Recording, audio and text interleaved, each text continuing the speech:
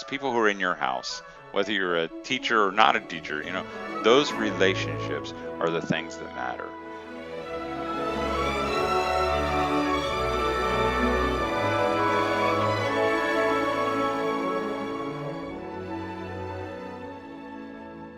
Hello, and welcome to the Arts of Language podcast with Andrew Pudewa, founder of the Institute for Excellence in Writing, or as many like to say, IEW. My name is Julie Walker, and I'm honored to serve Andrew and IEW as the Director of Marketing. Our goal is to equip teachers and teaching parents with methods and materials which will aid them in training their students to become confident and competent communicators and thinkers.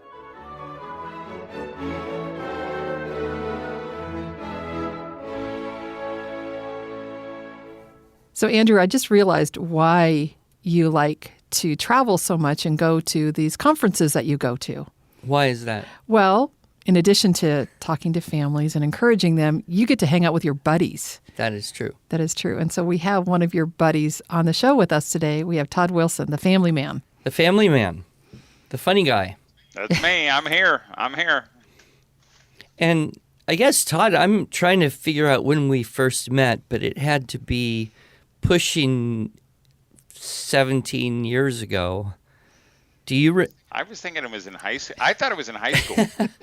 I pretty much doubt that, but if it was, it would go with all the rest of my high school memories into the deep, dark hole of nothingness.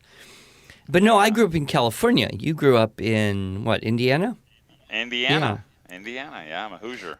Yeah, I think it's probably been 17 years. I was curious how you got into drawing comics, because that's how I first saw your book, was your comic book, and I thought, this guy's got really good, funny comics. And I think maybe our first contact or conversation was me wondering if you could draw a comic for my little IEW newsletter that I was trying to put out once a year. So how did you get into drawing comics? Well, I think that was kind of our first contact, yeah. I had no ambition to be a comic strip guy. I'm still not. I've always kind of been a communicator and a doodler. So I wrote a book for dads, Help a Married to Homeschooling Mom. And I thought, I think dads it would help them if you had some cartoons throughout it that would kind of be little stepping stones through the book, because dads are not always great readers. So I thought, I can do this. My favorite cartoons, I've always kind of been a comic strip guy. My favorite ones are ones that are not necessarily well drawn. And in fact, some of the most hilarious are terribly drawn, but they still communicate the point. They usually there's things you can identify with them. They're kind of exaggerated. You got to be able to tell a man is a man and a tree is a tree, but that's about that's all you need. And so we did a few for this men's book, and the response I got was, "Oh, I didn't read your book, but the cartoons were funny." and so we started doing cartoons just for homeschooling moms, because really what I do is I kind of poke fun at all our insecurities, because there's so many, and the amazing thing to me is that they've become something that I never thought they would become. I just thought it'd be a lot of fun, but they've become medicine to homeschooling moms' souls, because they serve as reminders that you're not alone. In fact, when we put them on a post on Facebook, they will just get passed around, sometimes 100,000 times, just because moms can identify with them. Moms will say, "Oh, that's my life. And how did you see that?" And I'm like, because your life is our life. We're all the same. Todd, I don't know if you remember this, but you did several cartoons for our Teaching, Writing, Structure, and Style Seminar workbook. Yeah. Uh-huh. So that's been really fun to be able to convey strong verb isn't a loud verb, some of the things that the triples. Right. And so we'll post a link in our show notes to some of those cartoons so that our listeners can see some of the artistry that you've contributed to us. Yeah. So they're not art. They're just encouragement in picture form. Well, someone who can't draw hardly a circle without a tracing element would call it art. Thank you, I Todd. hear you. I hear you. So, what is it that makes something funny? Why do people see a cartoon that you draw or hear something you say and laugh at that? I've been wondering and studying and thinking about this for some time. What's your take? What makes something funny? Andrew, you may be the only man who can talk about funny stuff in kind of an academic way. But and people will say that about me. They'll say, "Oh, you're so funny," and I really don't feel like a funny person. I'm not. I'm not. I can't tell jokes. I don't do that. I think what makes things funny, and I've thought about it too as well, actually, is that people can identify with it, but it's not just the story, maybe, especially in a cartoon. It's not just something that's funny because that happened to them. Because I've had hundreds and hundreds of people send me ideas for cartoons, and the one thing they have in common is that none of them are funny, because they just tell me something that happened to them. But I've taken some of their ideas and I've exaggerated them a little bit, and all of a sudden you go, oh, that's hilarious, because you can identify with it. I think that's why we like cartoons and we like storytellers who tell stories that maybe we could have told. And sometimes it's just saying something that you've thought but you're afraid to say. There are a lot of moms out there, homeschooling moms, who pretend that they've got this homeschooling thing under control. And every day they barely drag themselves out of their beds. They hide in the closet, crying, hoping that something will happen and change all this. And when I say that, there's this wave of refreshment just to know that they're not the only ones who feel that way. And somehow it feels funny from someone else's perspective, maybe. But there's something wonderful and maybe funny, laughable about something that's real, that maybe they'd like to say but are afraid to say it. Because I think it is interesting that once you start talking with these moms and you'll say, "Oh yeah, this is so hard. I just, wanted to throw the whole thing in and put the kids on a yellow school bus." And the moms will look around to make sure nobody's listening, and then they tell their stories of feeling the same way. And they laugh and they cry and they feel cleansed when it's all over. Yeah, I think you hit on something very significant there in saying reality. It's funny, in photographs or in movies without the soundtrack, it is often difficult to tell the difference between someone who's laughing and someone who's crying, simply from the visual appearance, that those are kind of two extremes that touch a similar point. I know you're a little younger than I am, but I noticed as I have gotten older, into my 50s, that I will cry at stuff a lot more often than I feel like I used to, when I was 30s, 40 something. Has that happened to you? Do you think you become more sensitive, where things that are real touch you more powerfully?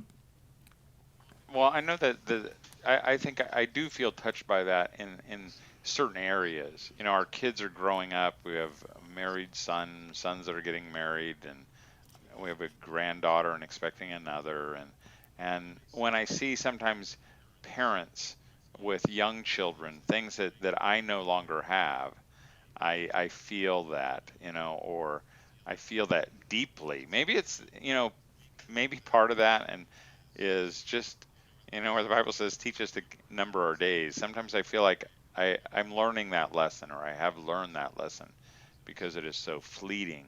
And really, it's a motivator in what I do as a homeschool encourager and as a family man. I just want to encourage dads, and I want to encourage moms, to hold on to these things. And you can't hold them on, you can't stop them, you can't slow them down, but you can enjoy them, and you can maybe forego some of the distractions that keep us from enjoying them. I'll tell you, I'll tell every mom who's listening right now, when you get to the end of homeschooling, you're not going to think of Andrew Pudewa. You're going to think of that time you sat down with your kids. You're not going to think of the the lessons that you covered, you're going to think of the times that, it was a sunny day and you moved everything outside because it was just so much fun. Or the day you skipped because someone got sick and you laid on the couch and you watched all 4 episodes of whatever, Anne of Green Gables all in a row.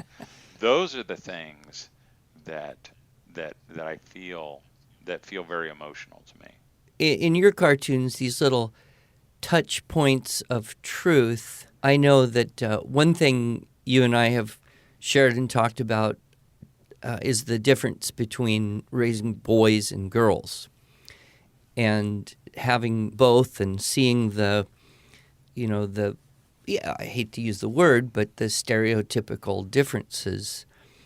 And why is it that when we acknowledge that in humor, you have some cartoons, some things, I've got my Right. talk on boys, and people come up and say, "You've been in my house. How do you know that about, my kids?" Right. Why is that freeing for them to have us, external observers, acknowledge the same thing that they want to be able to acknowledge, but for some reason are afraid to, I guess? Honestly, I think, I wrote a book called Lies Homeschooling Moms Believe. I think there's also a part that I have not added before, but I've thought about lies homeschooling moms tell. Because really, I mentioned those cartoons. I think they want to say that. But, when they're over at their friend's house and they're seeing all the amazing things that their kids are doing, and, like you talk about, boys would rather be making forts. And, your kids, you can't get them you can't even get them settled down for 2 minutes to talk about strong verbs, and so I think you're isolated. You think you're the only one. And then so when Andrew says, "Hey, my boys did the same thing, feel the same way," it just feels so refreshing. Like I said, so the cartoons that I've made, they get passed around amazingly. In fact, I remember I did this one cartoon, and it's kind of classic Todd, where it's a wife, she's in the closet and she's crying and kind of kneeled up, and there's a husband who's holding the door open, and above it the caption says a dumb question, and his question is, "So, how was school today?"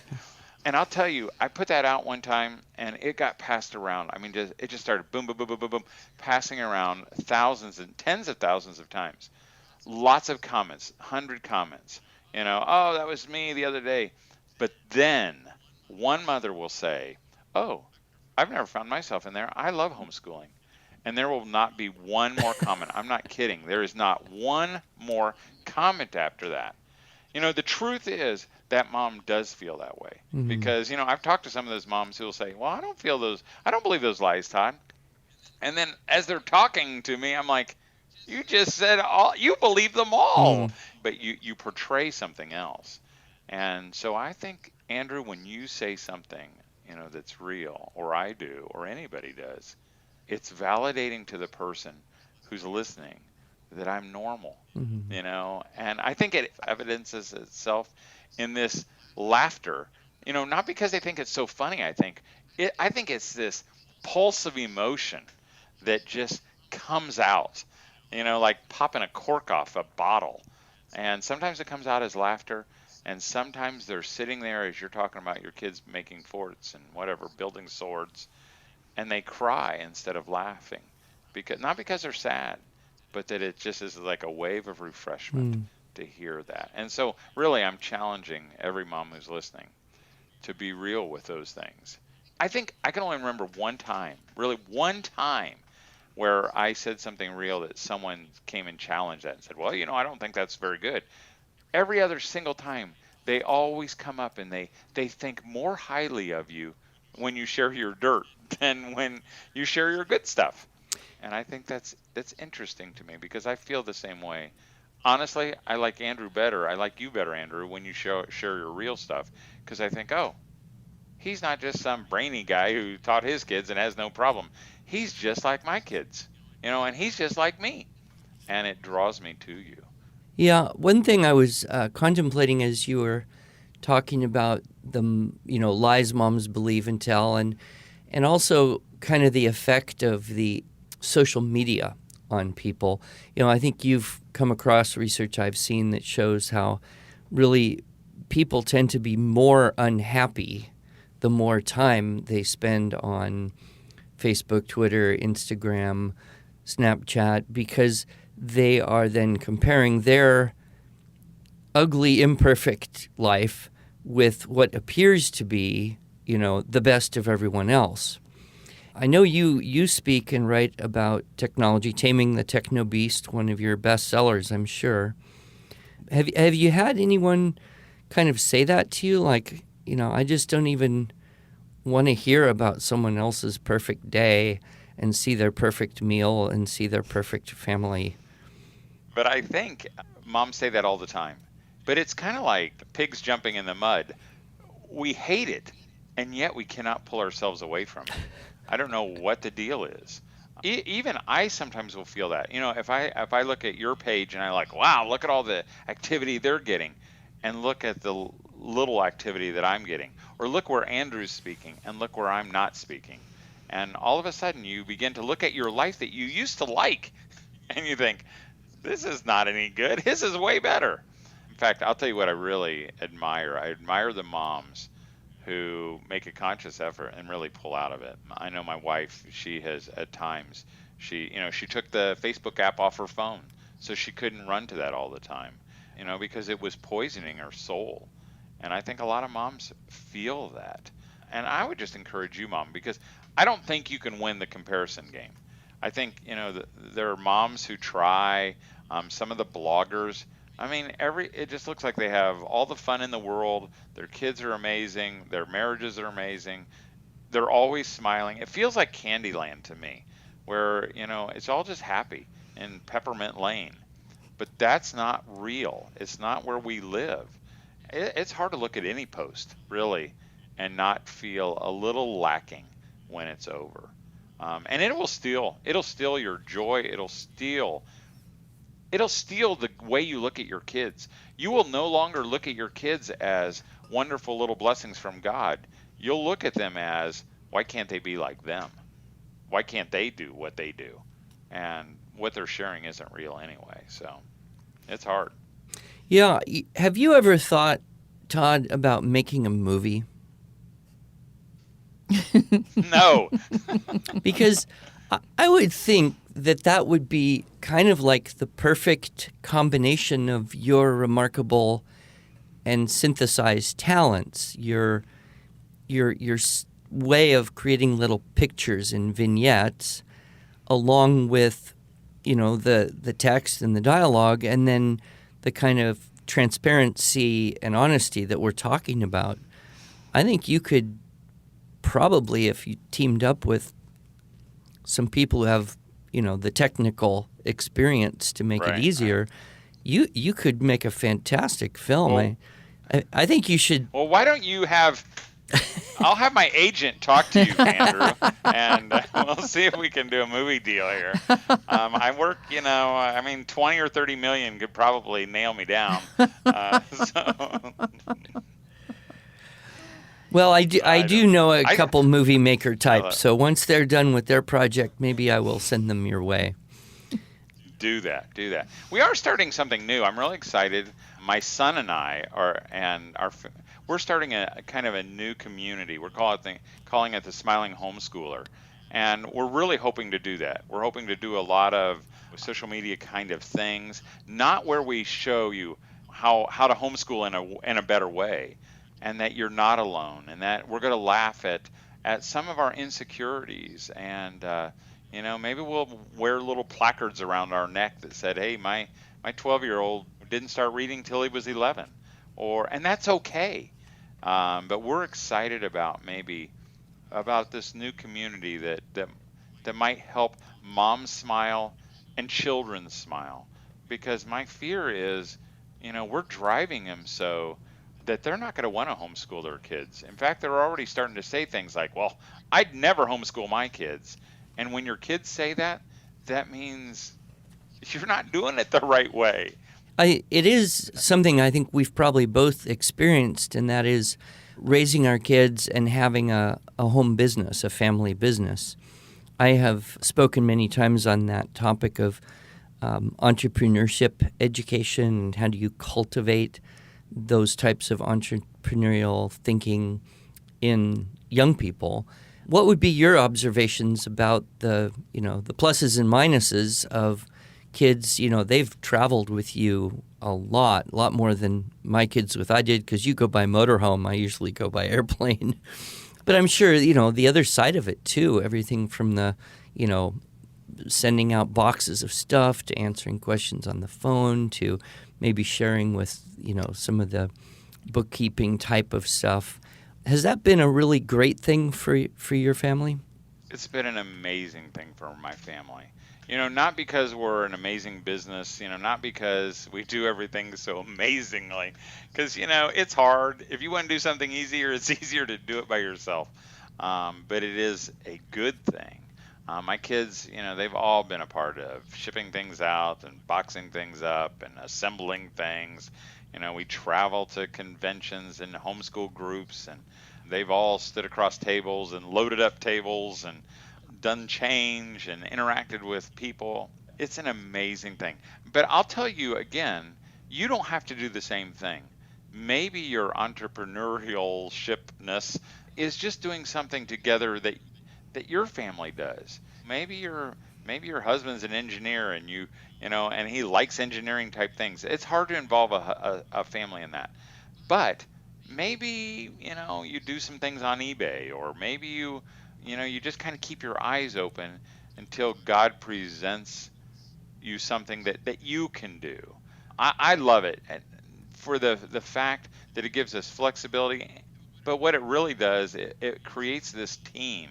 I love when my kids will go to a speaking event and they'll say, "We did really well, Dad," or "Man, that was a hard one, wasn't it, Dad?" They don't see it as my thing; they see it as our thing. And even my oldest son Ben, who we're starting this Smiling Homeschooler, he wants to be a part of that. He wants to experience that with his family, and it's fun, except when it's not. To all pull the same direction and be excited about future ideas, or maybe even be sad for present ideas. But it's a good way to family.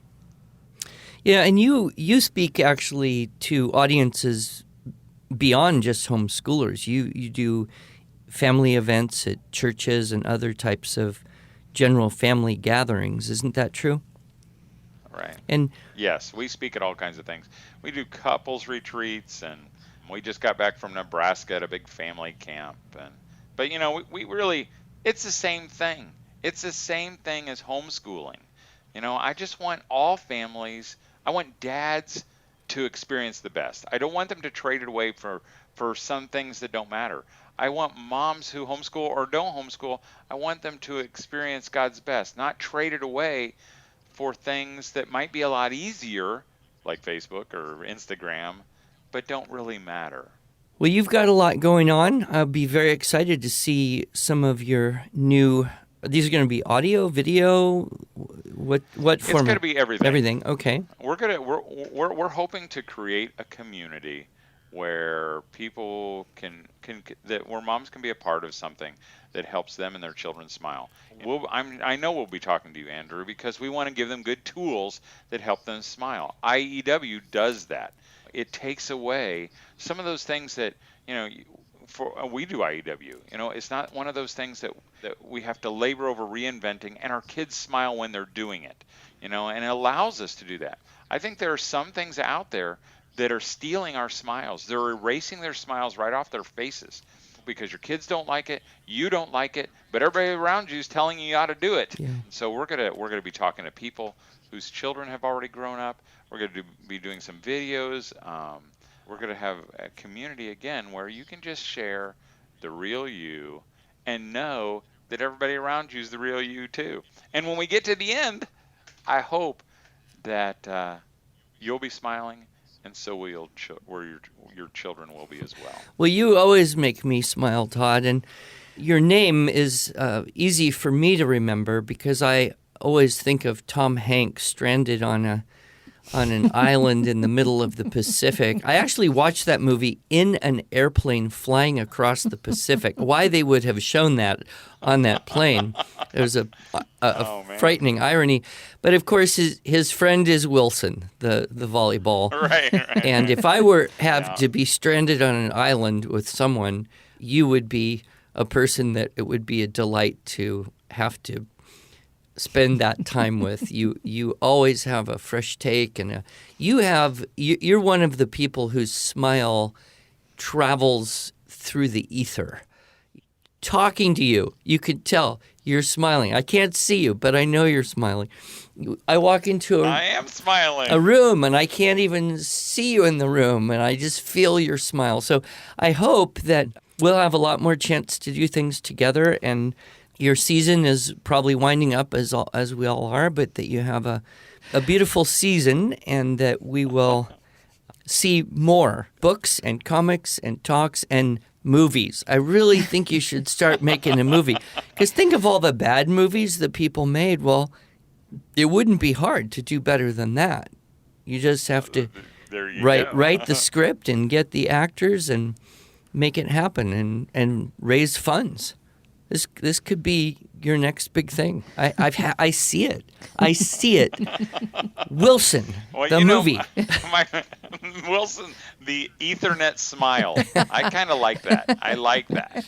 I may even put that on my business card. All right. Well, any last words you have for our diverse group of listeners? I mean, we've got homeschoolers, non-homeschoolers, moms, dads, kids listen to our podcast. And, of course, we've got school teachers. We have a pretty wide range of people. I guess if you had just one last little bit of advice, take off into your next day, week, month, year, what would it be? That's quite a diverse group. But I would just say, the relationships, those people who are in your house, whether you're a teacher or not a teacher, those relationships are the things that matter. I got stuff, I feel like everything around me is broken. And if I let it will siphon off all my joy. And I can't see my kids anymore. I can't see those relationships. So I would say to you, I know you're busy. I know things are, not everything's going like you would like it. Just take a deep breath, sit down, and enjoy the people who are around you. And of course, smile. Thank you, Todd. That was a wonderful way to wrap up this episode. And I'm so glad that we can call you a friend of IEW. Thanks for joining us today. All right. I appreciate that.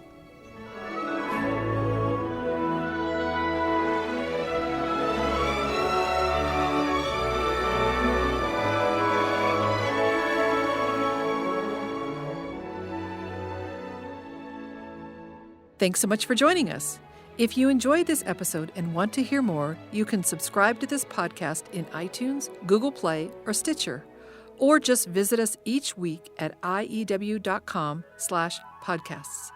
Until then, on behalf of Andrew Pudewa and the team at IEW, I thank you for the privilege of allowing us to partner with you on your journey toward better listening, speaking, reading, writing, and thinking.